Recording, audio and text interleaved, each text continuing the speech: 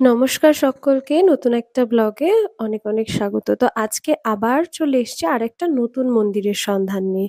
তো কিছুদিন আগেই আমরা গেছিলাম মুর্শিদাবাদ জেলারই কাঁদি থেকে মাত্র ২০ কিলোমিটার দূরত্বে একটা গ্রামে। গ্রামটার নাম হচ্ছে আনোখা, যেখানে এই অসাধারণ সুন্দর মন্দিরটি রয়েছে।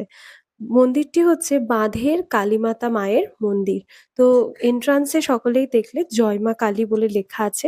তো আমরা এর আগে যখন বোলপুর গেছিলাম তখন এই বাঁধের কালীমাতা মন্দির, বাঁধের কালীমাতা বিভিন্ন দোকানের নাম এটা দেখে আমরা ভেবেছিলাম কোথায় মন্দিরটা। তো অবশেষে এতদিন পর সেই মন্দিরটা আমরা জানতে পেরেছি যে মন্দিরটা ঠিক এইরকম, ভেতরে এরকম একটি মায়ের শিলা মূর্তি রয়েছে।